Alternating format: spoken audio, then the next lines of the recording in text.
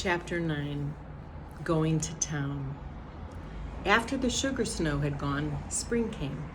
Birds sang in the leafing hazel bushes along the crooked rail fence. The grass grew green again, and the woods were full of wildflowers. Buttercups and violets, thimbleflowers, and tiny starry grass flowers were everywhere. As soon as the days were warm, Laura and Mary begged to be allowed to run barefoot. At first, they might only run around the woodpile and back in their bare feet. Next day, they could run farther, and soon their shoes were oiled and put away, and they ran barefoot all day long. Every night, they had to wash their feet before they went to bed. Under the hems of their skirts, their ankles and their feet were as brown as their faces. They had playhouses under the two big oak trees in front of the house. Mary's playhouse was under Mary's tree, and Laura's playhouse was under Laura's tree. The soft grass made a green carpet for them. The green leaves were the roofs, and through them they could see bits of the blue sky. Pa made a swing of tough bark and hung it to a large, low branch of Laura's tree. It was her swing because it was in her tree, but she had to be unselfish and let Mary swing in it whenever she wanted to. Mary had a cracked saucer to play with, and Laura had a beautiful cup with only one big piece broken out of it. Charlotte and Nettie and the two little wooden men Pa had made lived in the playhouse with them. Every day they made fresh leaf hats for Charlotte and Nettie, and they made little leaf cups and saucers to set on their table.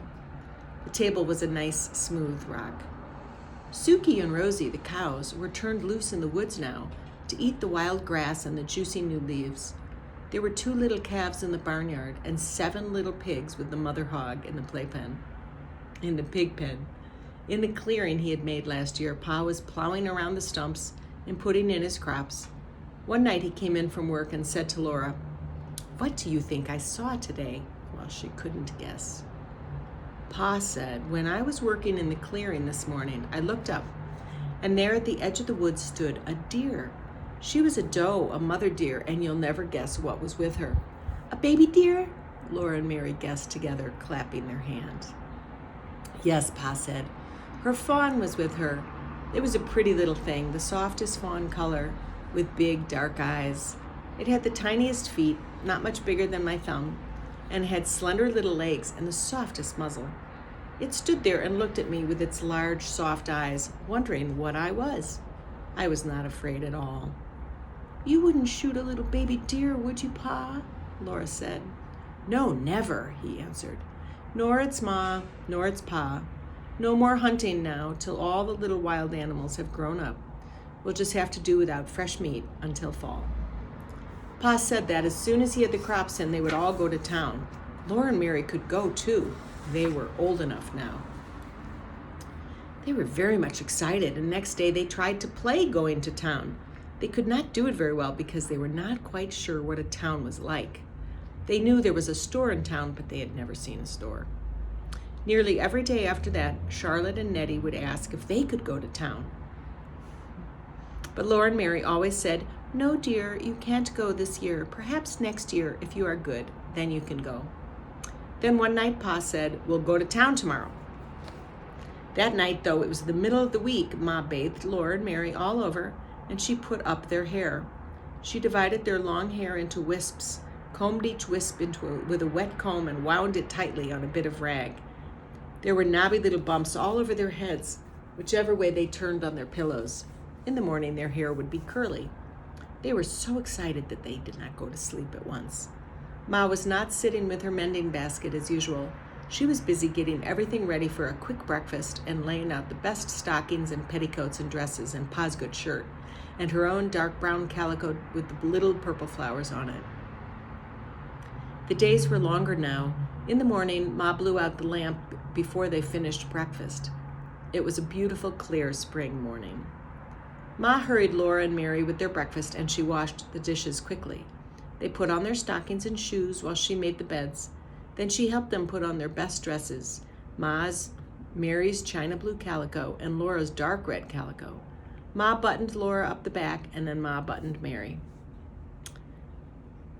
Ma took the rags off their hair and combed it into long, round curls that hung down over their shoulders.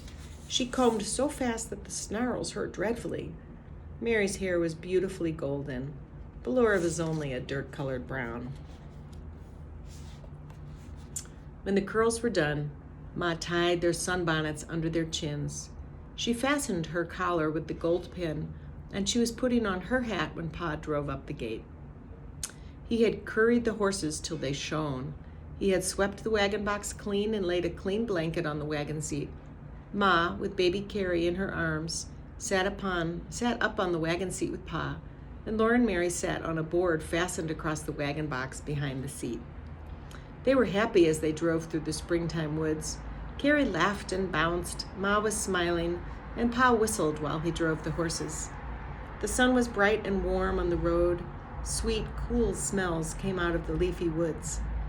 Rabbits stood up in the road ahead, their little front paws dangling down and their nose sniffing, and the sun shone through their tall, twitching ears. Then they bounded away with a flash of little white tail. Twice Laura and Mary saw deer looking at them with their large, dark eyes from the shadows among the trees. It was 7 miles to town. The town was named Pepin, and it was on the shore of Lake Pepin. After a long time, Laura began to see glimpses of blue water between the trees. The hard road turned to soft sand. The wagon wheels went deep down in it, and the horse pulled and sweated. Often Pa stopped them to rest for a few minutes. Then all at once, the road came out of the woods, and Laura saw the lake. It was as blue as the sky, and it went to the edge of the world. As far as she could see, there was nothing but flat blue water. Very far away, the sky and the water met, and there was a darker blue line. The sky was large overhead. Laura had never known the sky was so big. There was so much empty space all around her that she felt small and frightened, and glad that Pa and Ma were there. Suddenly, the sunshine was hot. Here's the town. See the town? I'm coming into town. It was almost overhead in the large, empty sky, and the cool woods stood back from the edge of the lake. Even the big woods seemed smaller under so much sky. Pa stopped the horses and turned around on the wagon seat. He pointed ahead with his whip. "There you are, Laura and Mary," he said. "There's the town of Pepin." Laura stood up on the board, and Pa held her safe by the arm so she could see the town. When she saw it, she could hardly breathe. She knew how Yankee Doodle felt when he could not see the town because there were so many homes. Right on the edge of the lake, there was one great big building. That was the store, Pa told her. It was not made of logs. It was made of wide gray boards running up and down. The sand spread all around it. Behind the store, there was a clearing, larger than Pa's clearing in the woods at home. Standing among the stumps, there were many houses, more than Laura could count. They were not made of logs either. They were made of boards like the store. Laura had never imagined so many houses, and they were so close together. Of course, they were much smaller than the store. One of them was made of new boards that had not had time to get gray. It was the yellow color of newly cut wood. People were living in all these houses. Smoke rose up from their chimneys. Though it was not Monday, some woman had spread out a washing on the bushes and stumps by her house. Several girls and boys were playing in the sunshine, in the open space between the store and the houses. They were jumping from one stump to the next stump and shouting. "Well, that's Pepin," said Pa. Laura just nodded her head. She looked and could not say a word. After a while, she sat down again, and the horses went on.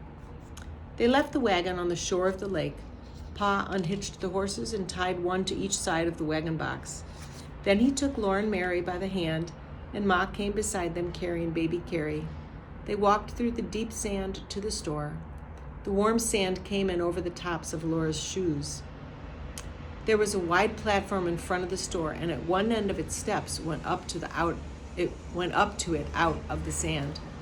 Laura's heart was beating so fast that she could hardly climb the steps. She was trembling all over.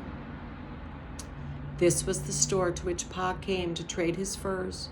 When they went in, the shopkeeper knew him. The storekeeper came out from behind the counter and spoke to him and to Ma. And then Laura and Mary had to show their manners. Mary said, "How do you do?" But Laura could not say anything. The storekeeper said to Pa and Ma, "That's a pretty little girl you've got there." And he admired Mary's golden curls. But he did not say anything about Laura or about her curls. They were ugly and brown. The store was full of things to look at.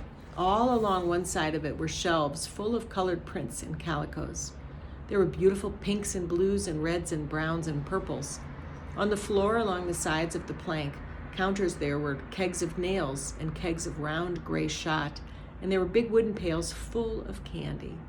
There were sacks of salt and sacks of store sugar.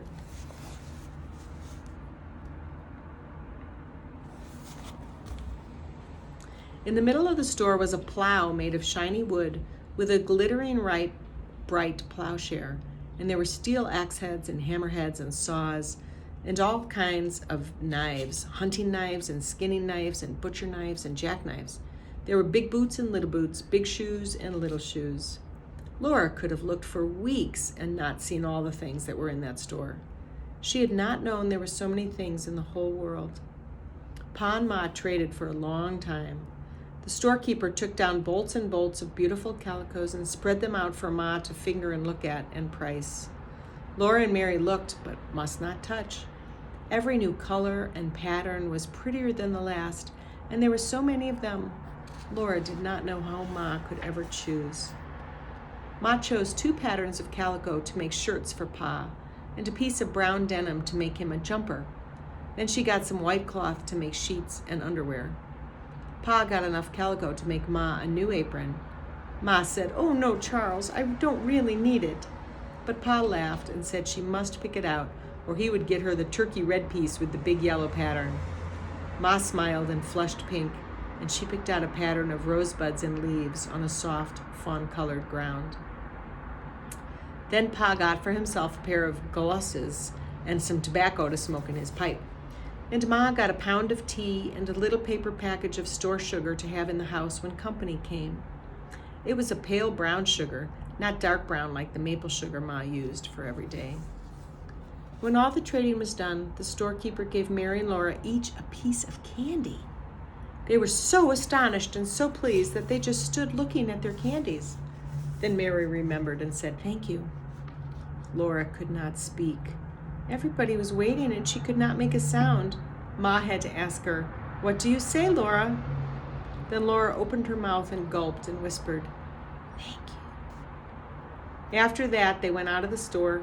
Both pieces of candy were white and flat and thin and heart-shaped. There was printing on them in red letters. Ma read it for them. Mary's said, "Roses are red, violets are blue, sugar is sweet, and so are you." Laura's only said, "Sweets to the sweet." The pieces of candy were exactly the same size. Laura's printing was larger than Mary's. They all went back through the sand to the wagon on the lake shore. Pa fed the horses on the bottom of the wagon box. Some oats he had brought for their dinner. Ma opened the picnic box. They all sat on the warm sand near the wagon and ate bread and butter and cheese, hard-boiled eggs, and cookies. The waves of Lake Pippin curled up on the shore at their feet and slid back with the smallest hissing sound. After dinner, Pa went back to the store to talk a while with other men. Ma sat holding Carrie quietly until she went to sleep. But Laura and Mary ran along the lake shore, picking up pretty pebbles that had been rolled back and forth by the waves until they were polished smooth. There were no pebbles like this in the big woods. When she found a pretty one, Laura put it in her pocket, and there were so many, each prettier than the last, that she filled her pocket full. Then Pa called, and they ran back to the wagon, for the horses were hitched up, and it was time to go home. Laura was so happy when she ran through the sand to Pa with all those beautiful pebbles in her pocket. But when Pa picked her up and tossed her into the wagon, a dreadful thing happened. The heavy pebbles tore her pocket right out. Here's Laura.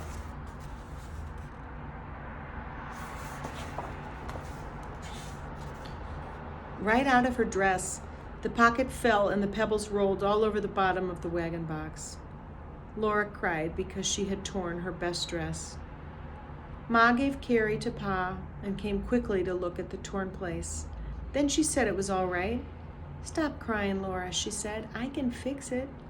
She showed Laura that the dress was not torn at all, nor the pocket.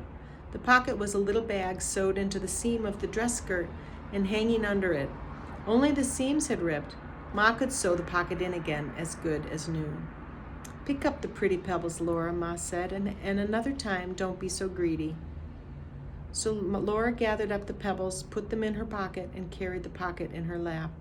She did not mind very much when Pa laughed at her for being such a greedy little girl that she took more than she could carry away. Nothing like that ever happened to Mary. Mary was a good little girl who always kept her dress clean and neat and minded her manners. Mary had lovely golden curls, and her candy heart had a poem on it. Mary looked very good and sweet, unrumpled and clean, sitting on the board beside Laura. Laura did not think it was fair. But it had been a wonderful day, the most wonderful day in her whole life. She thought about the beautiful lake and the town she had seen, and the big store full of so many things.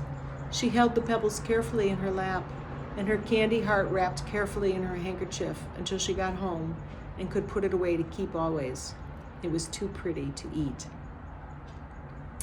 The wagon jolted along on the homeward road through the big woods. The sun set and the woods grew darker, but before the last of the twilight was gone, the moon rose, and they were safe because Pa had his gun. The soft moonlight came down through the treetops and made patches of light and shade on the road ahead. The horses' hooves made a cheerful clippity-clop. Laura and Mary did not say anything because they were very tired, and Ma sat silently holding baby Carrie sleeping in her arms. But Pa sang softly, "Mid pleasures and palaces, though we may roam, be it ever so humble, there's no place like home."